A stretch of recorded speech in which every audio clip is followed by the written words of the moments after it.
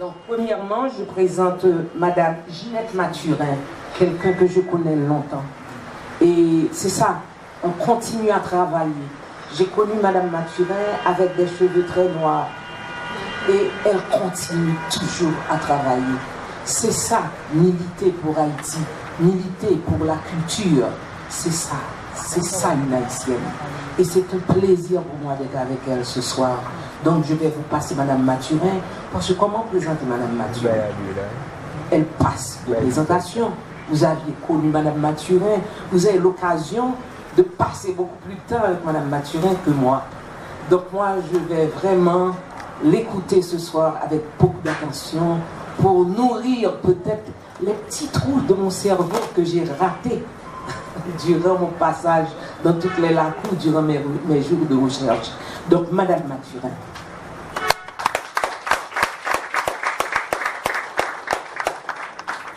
Merci Carole. Merci à tous ceux qui sont ici présents malgré la pluie. Je vois que la salle est pleine à craquer. Et ça veut dire qu'il y a beaucoup d'Haïtiens et de gens qui vivent en Haïti qui ont besoin de comprendre l'identité de ce peuple qui a une résilience hors du commun. Je vais moi-même parler de vaudou et religion et pouvoir tirer l'essentiel de ce vaudou pour faire comprendre comment, à travers le temps de notre histoire, comment le vaudou l'a traversé, comment le vaudou a mené les multiples combats que le peuple haïtien a menés pour arriver à ce qu'il est là. Et pour savoir quoi faire du vaudou, puisque le vaudou étant le ciment du peuple haïtien. Et l'haïtien d'aujourd'hui doit s'imprégner de ce vaudou justement parce que nous sommes à un carrefour de notre histoire où nous sommes en train de nous rechercher pour pouvoir mieux rebondir. Et dans la recherche de soi qu'on est en train de faire, nous, les Haïtiens, le ciment, c'est le vaudou. Et c'est le vaudou qui a été le ciment de la libération des esclaves qui a créé notre nation. Et c'est encore le vaudou qui doit être le ciment qui va nous permettre d'évoluer dans le concert des nations.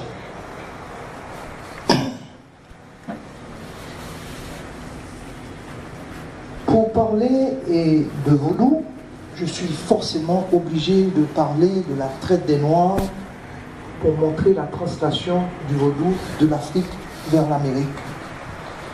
Quand Las Casas a fait le plaidoyer auprès de la reine de mettre fin au génocide des Indiens en Amérique par la déportation des nègres d'Afrique, il n'avait pas imaginé l'ampleur que cette traite allait prendre dans ce nouveau monde. En effet, au milieu du XVIIe siècle, on comptait 4220 expéditions négrières, dont 1744 partant de Nantes, qui représentaient 41,3% du total des expéditions, et de Bordeaux, La Rochelle et du Havre, qui représentaient 33,5%. Ces négriers transportaient principalement des ethnies soudanaises, les Wolofs, les Bambara, les Sérères, les Mandés et les Congos, des Guinéennes, Ashanti, Agua, Tiambas, Timbas, Arada, Nago, Adja, Yoruba, Aoussa, Ibo et les Bantous, Congo et Bandias. Toutes ces expéditions venaient se ravitailler sur la côte ouest de l'Afrique, depuis le Sénégal jusqu'au Congo, pour les transplanter dans le Nouveau Monde sous le nom de commerce triangulaire. Comme le dit si bien Laënnec Urbon dans son livre « Dieu dans le vaudou haïtien » à la page 73, les traits culturels africains ont dû se détacher des ethnies et survivre en dehors d'elles, et les Africains ont dû s'adapter aux civilisations esclavagistes qui imposèrent sans merci leur prépondérance.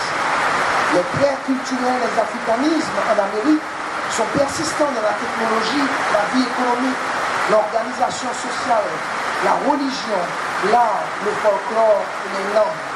Cependant, c'est dans les Caraïbes et particulièrement en Haïti et au Brésil que la conservation de cet héritage est plus forte. Malgré le mélange des ethnies intentionnellement réalisé par les esclavagistes sur les plantations, le regroupement se faisait quand même autour des traditions culturelles. En Haïti, il y eut une réinterprétation des groupes culturels en termes de culte, avec une structure dominante des cultes africains, les Fon et les Yoruba, les Maïs et les Nagos. Et le vaudou haïtien donc, est né donc de la cohérence d'une religion, d'une culture propre à un groupe d'êtres se partageant la même histoire. Pour mieux déraciner les esclaves, leur christianisation était d'une importance capitale. D'une part, pour les forcer à admettre l'esclavage comme un fait avéré, en leur prêchant la soumission aux maîtres, et d'autre part, pour les acculturer afin d'éviter qu'ils recréent leur vie communautaire. Face au christianisme, au syncrétisme à deux jours, ce qui permettait les esclaves de pratiquer leurs croyances ancestrales en utilisant les symboles du christianisme. Pour les esclaves, le vaudou était le seul lien entre les multiples ethnies qui ont été appelées à vivre une histoire commune, loin de l'alma mater, malgré leur christianisation forcée. Tout peuple déraciné gardait contestablement dans leur mémoire leurs croyances ancestrales afin d'y trouver un ancrage pour leur survie. On peut donc comprendre pourquoi le vaudou a été la toute première forme de résistance contre l'esclavagisme. Très tôt, le marronnage a débuté qui consistait pour ces Africains de retrouver un refuge loin des plantations pour recréer leur tradition ancestrale afin de retrouver une unité spirituelle qui leur permet de mieux affronter les maîtres. C'est de ces cellules que la conscience d'une autonomie politique et culturelle allait voir le jour, et c'est le vaudou qui a été le ciment de la cohésion de ces esclaves. Deux dates, en effet, peuvent marquer ces faits. 1757, où Macandal, un Guinéen d'origine, utilisa les croyances vaudou pour influencer une bande d'esclaves marrons et les porter à exterminer les colons par le poison. Ce dernier a été brûlé vif après avoir été capturé. En 1791, la célèbre cérémonie du bois caïman présidée par Louti Boukman, un Ongan qui a su galvaniser les chefs de bande pour les conduire à l'épopée de 1804. Et on parlera de pacte de sang des esclaves en omettant que toutes les églises chrétiennes ont pour base le pacte de sang.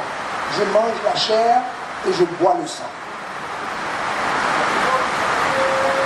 Selon le docteur en théologie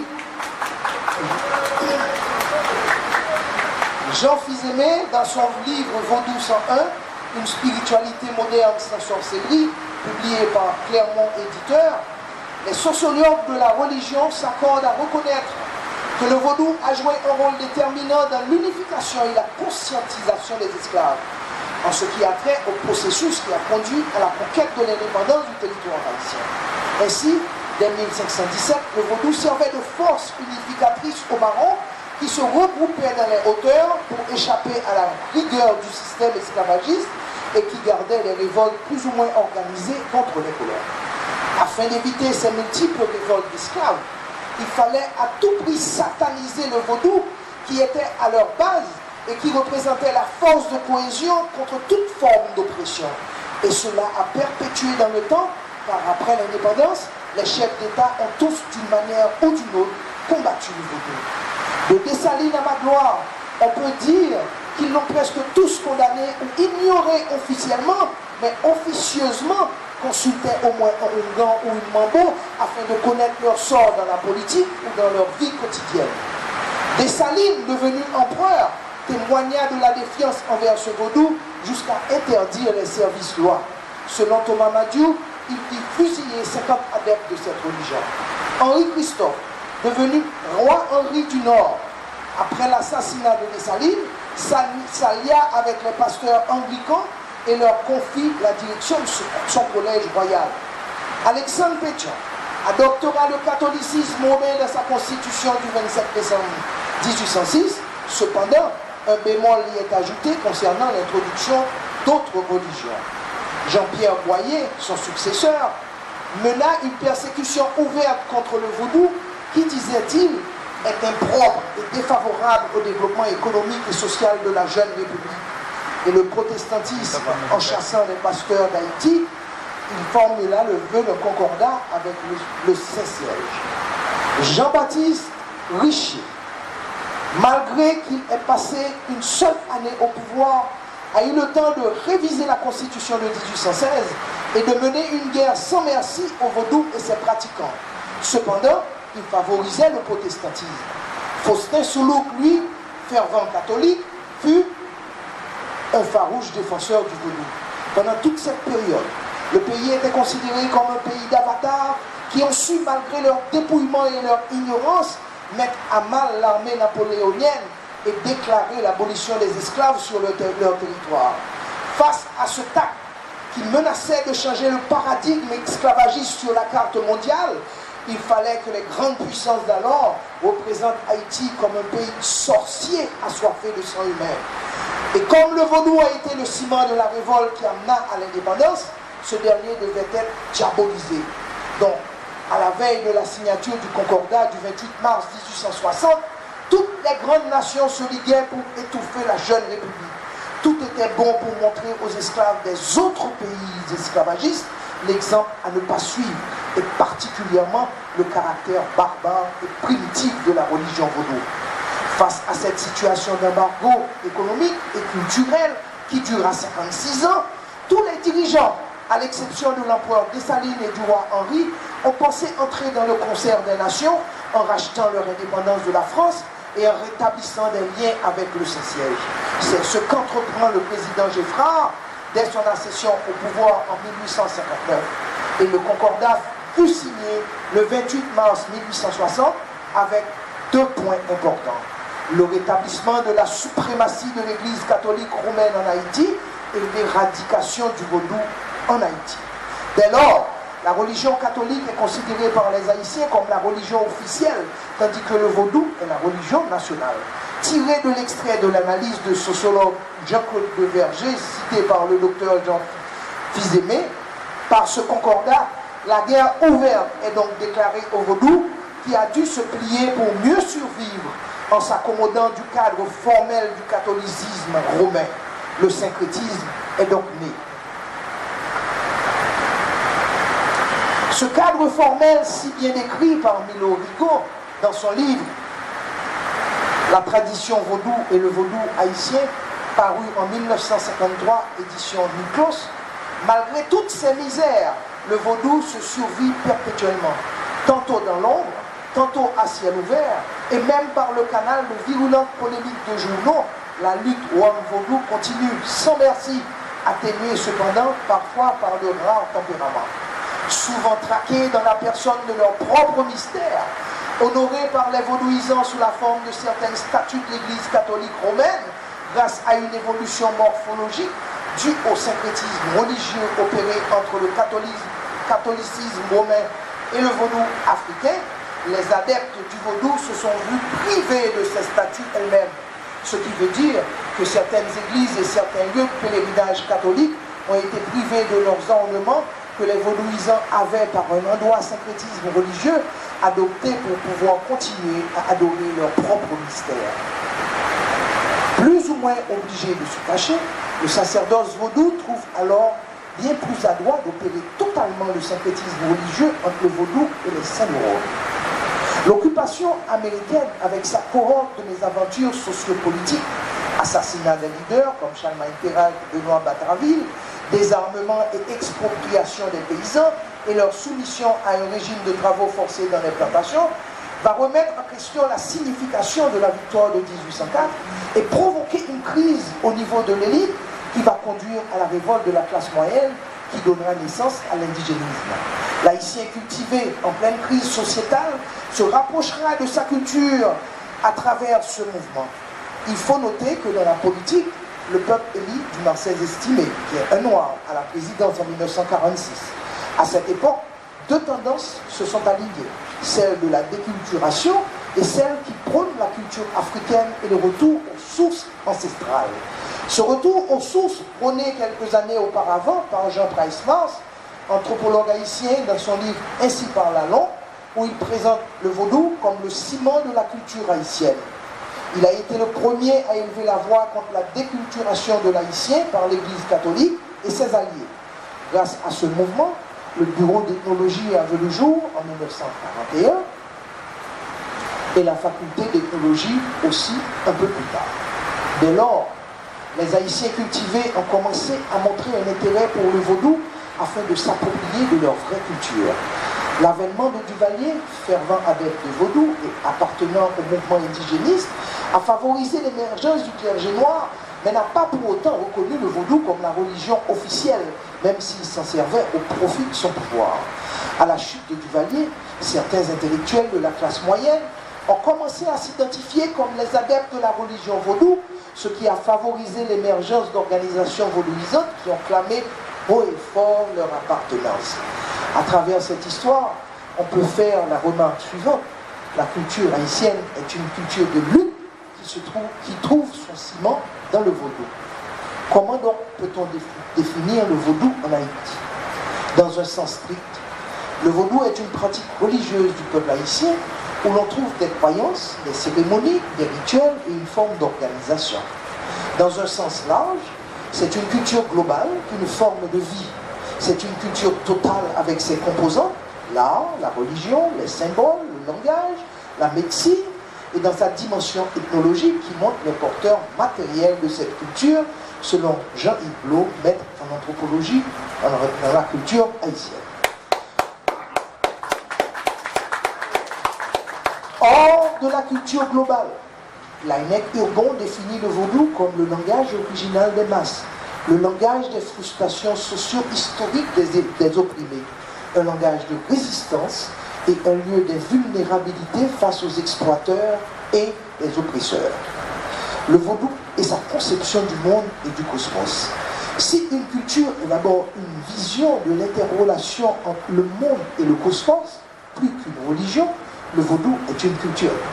Selon Harold Courandier, dans son livre Drum and the Hole, publié dans les presses de l'Université de Californie en 1973, le vaudou est un système intégré de concepts concernant la conduite humaine, régissant les rapports de l'humanité avec ceux qui ont vécu jadis et avec les forces naturelles et surnaturelles de l'univers.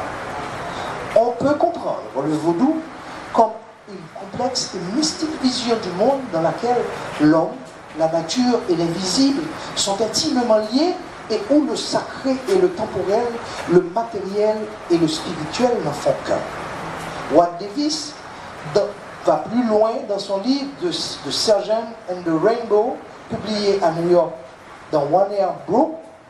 Le vaudou ne renferme pas seulement un ensemble de concepts spirituels, il prescrit un mode de vie, une philosophie et un code éthique qui régule le comportement social. Quelles sont donc les dimensions de la culture haïtienne? Le professeur Jean-Yves Blot, actuel doyen de la faculté d'ethnologie, les regroupe sous le vocable dimension de la culture haïtienne. Et nous citons: la langue créole est un important instrument de communication du peuple haïtien avec sa grammaire, sa syntaxe, son lexique qui lui est propre. L'agriculture haïtienne sème une diversité de produits agricoles avec une technologie propre qui date de la période coloniale. Elle allie la mise en terre avec les phases lunaires pour améliorer sa récolte. Les associations de travailleurs ont une structure spécifique selon les régions, selon la durée, le moment de début, les formes de rémunération, l'accompagnement musical, la nourriture est servie ainsi que le boisson. Ces associations sont nommées Combi, Colonne, Esquad, Rampono, Douvanjou et autres, suivant la zone où elle évolue. La médecine traditionnelle a sa vision particulière du corps humain et de l'âme. Le bas et le ka. Le bas et le ka tirés des Égyptiens et le ka qui représente le gros bon ange qui est l'énergie vitale et un double spirituel qui naît même qui naît en même temps que le mien. Le cas survit dans la tombe après la mort grâce au culte funéraire et aux livraisons d'offrandes. Le bas, le petit bon ange, improprement traduit par âme, est un principe spirituel qui prend son envol à la mort du défunt. Cette composante représente l'énergie de déplacement, de dialogue et de transformation inhérente à chaque individu. Chaque individu compte en lui des composantes matérielles et immatérielles qu'il intègre dans la sphère terrestre du sensible et dans la sphère impalpable des dieux et des ancêtres. Après la mort, grâce à ces composantes éthérées, l'individu peut espérer survivre une survie posthume dans la tombe et une existence immortelle auprès des puissances surnaturelles qui règlent les phénomènes cosmiques, d'où le culte des morts, des lois dans le vaudou. C'est dans cette compréhension du corps et de l'âme qui porte le serviteur à utiliser des méthodes spécifiques de diagnostic et de traitement des maladies où les plantes jouent un rôle dans la pharmacopée haïtienne. Il faut aussi mentionner le rapport des astres dans les traitements ainsi que les mantras. L'art culinaire, la manière de préparer les mets, les épices qui y sont ajoutées, fait de l'art culinaire haïtien une richesse culturelle. Sa richesse vient aussi du fait de ses multiples variétés selon les régions. Les chants. Dans les chants haïtiens, on y trouve codifié ses mythes, sa cosmogonie, ses peurs, sa vision de la nature, de l'homme, de son environnement et de son histoire. L'haïtien a une chanson pour toutes circonstances. Les contes mettent en valeur ses croyances, sa philosophie de la vie et de la mort. La musique et les danses. La musique traditionnelle se joue avec des instruments spécifiques, tambour, tcha-tcha, flûte de bambou, tambour de toute dimension. Les danses sont aussi variées. On trouve le Congo, le Yuan-Valou, le Rabodaï, le Maï, le Banda, le Zépol, le Zarayen, pour ne citer que celle-là. La zombification, c'est une pratique ancestrale perdue sur la planète qui se conserve et qui se pratique en Haïti. Et je dois dire que la zombification est grandement recherchée par les plus grands chercheurs dans le monde pour pouvoir faire la traversée dans le cosmos. Les sociétés secrètes. Les sociétés secrètes sont hiérarchisées comme une armée avec leurs limites, leurs principes et leurs rites propres. Elles sont dénommées Bizango, Champoin, Makaya, Vlengbenen. Ils agissent en intelligence secrète pour juger et protéger les membres de leur communauté. Le Lakou regroupe la cellule familiale élargie, incluant tantes, oncles, cousins et parfois même des voisins proches. Au sein du Lakou, on retrouve le cimetière de la famille ainsi que son démembré, qui est son sanctuaire. Les vévés, au diagramme rituel, qui appartiennent à la tradition vaudou, ils sont tracés avant et pendant les cérémonies. Ce sont des condensateurs de force astrale et des attracteurs rituels de puissance planétaire auxquels ils sont mystérieusement liés par une chaîne géométrique occulte dont sont sortis l'écriture et le langage, l'architecture et la cybernétique. Sous l'aspect diversifié de l'hexagramme, ces diagrammes attractent cérémoniellement les lois ou mystères dont ils sont à la fois les attributs géométriques. En guise de conclusion, la géométrie vaudou, la religion vaudou est une spiritualité sans dogme, souple, inclusive et fondée sur la rencontre avec les manifestations du divin. En Haïti, elle est la synthèse de toutes les pratiques vaudou des ethnies africaines qui ont été déportées pour subir l'esclavage. C'est donc à partir de la force spirituelle qu'elle a su galvaniser chez ses opprimés que la nation haïtienne a pu voir le jour et qui lui a imprimé sa forte culture. Merci.